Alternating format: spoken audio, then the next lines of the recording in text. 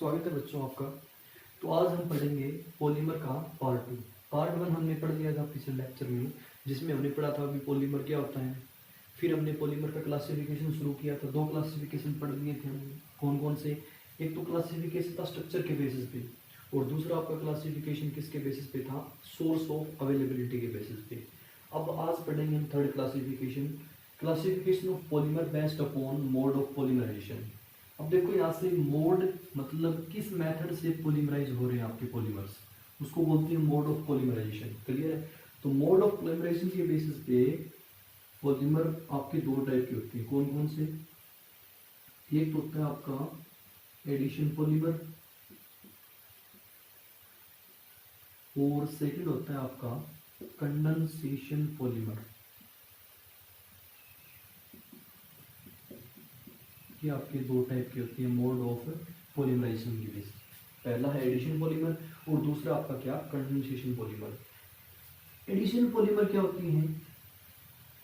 Are those polymer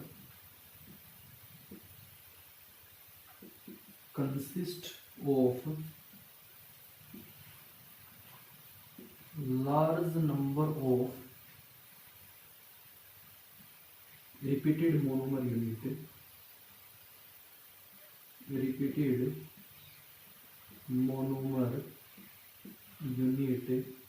having double and triple bond are joined together। ठीक है, इसको बोलते हैं एडिशन पॉलीमर। एडिशन पॉलीमर कैसे बनता है? Are those polymer consist of large number of repeating monomer unit. ये इस डेफिनेशन का मेन पॉइंट है कि आपकी जो मोनोमर यूनिट है वो क्या होगी? रिपीट होगी। ठीक है, जिनके पास क्या होंगे? डबल और ट्रिपल बॉन्ड होंगे। वो आपस में जब जुड़ती है तो कौन सा बनता है? आपका एडिशन पॉलीमर बनता है। ठीक है, एक चीज इसमें ध्यान रखना, जब आपके डबल और ट्रिपल बॉन्ड वाली मोनोमर यूनिट आपस में जुड़ती है और एडिशन पॉलीमर बनता है, तो इस प्रोसेस को हम क्या बोलते हैं? Addition polymerization. क्लियर? छोटा सा डिफरेंस है कि जो डेफिनेशन है वो तो आपका एडिशन पॉलीमर है, बट इस पूरे प्रोसेस को हम क्या बोलते हैं? Addition polymerization. अब बात करते हैं एग्जाम्पल की। एग्जाम्पल की बात करें तो एडिशन पॉलीमर का डबल और ट्रिपल बॉन्ड वाला पॉलीथीन आपका एडिशन पॉलीमर का एग्जाम्पल। क्लियर? बूना एस भी आपका एडिशन पॉलीमर का एग्जांपल है। दोनों हम पिछले लेक्चर में बता चुका हूँ आपको कैसे पॉलीथीन बनता है, कैसे बुनास बनता है। पॉलीथीन के अंदर क्या होता है? इथीन होता है, जिसके अंदर क्या प्रेजेंट होता है? आपका डबल बॉन्ड, और वो large number of ethene unit आपस में ज्वाइन होती है तो क्या बनता है? आपका पॉलीथीन। वैसे ही आपका बुनास की मोनोमर यूनिट क्या आती है? एक तो ब्यूटाडाइन प्लस में स्टाइरीन। जब दोनों यूनिट आपस में ज्वाइन हो जाती है कंटेनिंग डबल बॉन्ड, तो उनसे क्या बनता है? आपका बुना एस बनता है। तो ये आपके एडिशन पॉलीमर है। अब आता है आपका सेकंड पार्ट, यहां से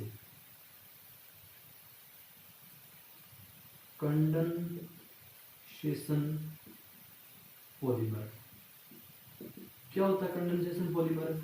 वो पॉलीमर जिसमें मोनोमर यूनिट आपस में क्या होती है? कंडेंस होती है, या बोल सकते हैं जिनके बीच में कंडेंसेशन रिएक्शन होती है, रिपीट होती है मोनोमर यूनिट, जिनके अंदर क्या होता है? यहां था आपका डबल और ट्रिपल बॉन्ड, इसमें आ जाएगा मोनोमर यूनिट के पास आइदर बाई फंक्शनल और ट्राई फंक्शन होनी चाहिए। मतलब जो भी आपने मोनोमर यूनिट आपने रिपीट कराई है उनके पास या तो 2 फंक्शनल ग्रुप होने चाहिए, या फिर उनके पास आपके 3 फंक्शनल ग्रुप होने चाहिए।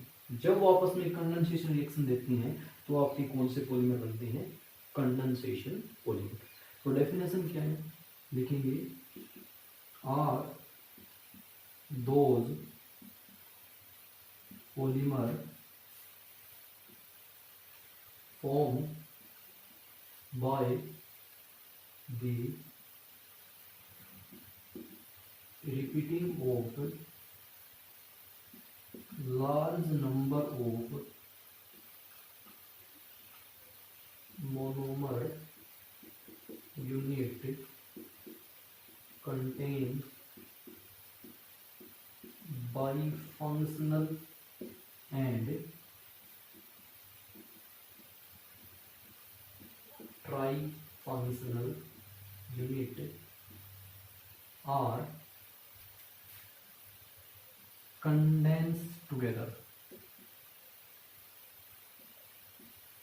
ठीक है, अब देखो इसमें क्या है, आर दोज पॉलीमर, वो पॉलीमर जो बनते हैं the repeating of large number of monomer unit, repeat होती है आपकी बहुत सारी मात्रा में मोनोमर यूनिट्स, जिनके पास या तो बाई फंक्शनल ग्रुप होता है, बाई मतलब दो फंक्शनल ग्रुप होते हैं जिस मोनोमर यूनिट के अंदर, और ट्राई फंक्शनल या फिर ऐसे मोनोमर यूनिट जिसके पास क्या हो, ट्राई मीन्स तीन, फंक्शनल यानी फंक्शनल ग्रुप हो, आर कंडेंस टुगेदर, वो आपस में क्या होती है, कंडेंस हो जाती है। कंडेंस का मतलब क्या होता है, यहाँ से उनसे कोई ना कोई समान मॉलिक्यूल बाहर निकलता है, या तो HCl या फिर आपका H2O या फिर CO2, इन मॉलिक्यूल्स में से कोई एक मॉलिक्यूल सिलेक्शन के दौरान बाहर निकल जाएगा। जब वो मोनोमर यूनिट आपस में जुड़ेगी तो वो आपका जो पॉलीमर बनेगा वो क्या कहलाएगा, कंडेंसेशन पॉलीमर। ठीक है, और इस पूरे के पूरे प्रोसेस को हम क्या बोलेंगे, कंडेंसेशन पॉलीमराइजेशन। डेफिनेशन से इतनी एग्जांपल से ज़्यादा क्लियर होगी चीज़, डेफिनेशन से इतना आप अच्छे से नहीं समझ पाओगे कि डेफिनेशन वास्तव में क्या है। अब आती है डायरेक्टली किसके ऊपर, एग्जांपल के ऊपर। एग्जांपल आपका कंडेंसेशन पॉलीमर का नाइलॉन 66, नाइलॉन 66 आपका एक कंडेंसेशन पॉलीमर, नाइलॉन 610 भी, नाइलॉन 610, ये आपके दोनों जो पॉलीमर है वो कंडेंसेशन पॉलीमर के एग्जांपल है। अब इस डेफिनेशन को जस्टिफाई करते हैं एग्जांपल के द्वारा, कैसे कि जैसे मान लेते हैं नाइलॉन 66 ले लिया आपने, इसकी दो मोनोमर यूनिट होती है, कौन कौन सी, हेक्सा मिथाइलिन डायमीन होती है एक तो, प्लस दूसरी आपकी होती है एडिपिक एसिड, एडिपिक एसिड। इनको जब हम क्या कराते हैं, पॉलीमराइज कराते हैं, तो क्या बनता है अपना नाइलॉन 66 बनता है। क्लियर। अब देखो हेक्सा मिथाइलिन डायमीन क्या होता है, हेक्सा मतलब 6, मिथाइलिन मतलब CH2, तो सबसे पहले आपकी CH2 यूनिट कितनी जुड़ेगी, 6। Diamine means that 2 NH2 group लगेंगे इसके दोनों साइड, ये आपके डायमीन है, ये आपका हेक्सामिथाइलिन है। एडिपिक एसिड क्या होता है आपका, एडिपिक एसिड होता है CH2 आपकी कितनी यूनिट जुड़ेगी, 4 यूनिट, और दोनों साइड COOH ये जुड़ जाएगा आपका, ये आपका एडिपिक एसिड, ये आपका हेक्सामिथाइलिन डायमीन है। अब हमने कहा है कि इनमें कंडेंसेशन रिएक्शन होती है, या तो यहाँ से वाटर मॉलिक्यूल बाहर निकलेगा, या CO2 या फिर HCl। अब इसमें से आपको कौन सा गैस नजर आ रहा है, सिंपल सा है, यहाँ से हमेशा एसिड से क्या निकलता है, OH, ठीक है, और अमीन से क्या निकलता है, H, तो यहाँ से OH और यहाँ से H क्या बाहर निकल गया, वाटर मॉलिक्यूल बाहर निकल गया। अब वाटर मॉलिक्यूल बाहर निकल गया, दोनों आपस में पॉलीमराइज हो जाएंगे, जुड़ जाएंगे, तो क्या बनेगा, यहाँ से सबसे पहले यहाँ से स्टार्ट करते हैं, मान लेते हैं यहाँ पे अनयूनिट रहेगी, अनयूनिट, क्लियर। तो यहाँ से H निकलेगा, तो क्या बचेगा, NH, यहाँ से स्टार्ट किया मैंने, यहाँ से H निकलेगा, क्योंकि हमें पता है कि जो अमीन मॉलिक्यूल उसमें से हमेशा H निकलता है। फिर आ जाओ इस पे CH2 कितने, 6, फिर आ जाओ इस पे NH, यहाँ तक इस मॉलिक्यूल को कवर कर लिया हमने। अब आते हैं सेकंड पार्ट के ऊपर, एडिपिक एसिड वाले पे, यहाँ से OH निकला है और यहाँ से निकला है, तो वाटर बाहर निकल के CO रह गया यहाँ से, तो CO ये आ गया। अब है CH2 कितने, 4, CH2 है आपके 4। अब यहाँ से फिर OH निकल गया, CO रह जाएगा, CO,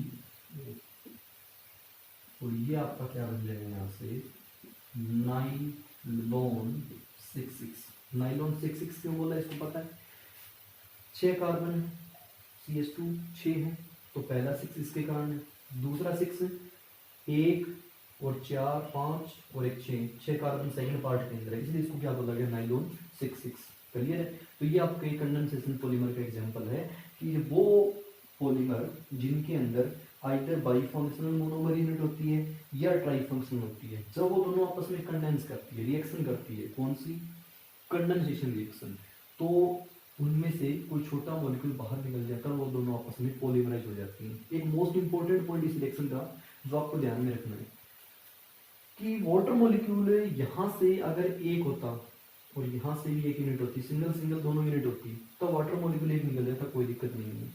अब मैंने इनकी n यूनिट ले ली, तो वाटर आप कितना बाहर निकालोगे, याद रखना हमेशा 2n माइनस 1 वाटर मॉलिक्यूल बाहर निकलते, most important point of this reaction. बाकी मुश्किल नहीं है, बस यहीं आके दिक्कत होती है कि वाटर मॉलिक्यूल कितने बाहर निकालने हैं, तो हमेशा याद रखना 2n माइनस 1 वाटर मॉलिक्यूल बाहर निकालो। क्लियर? तो ये आपका यहाँ से दोनों एडिशन पॉलीमर और कंडेंसेशन पॉलीमर कंप्लीट है। नेक्स्ट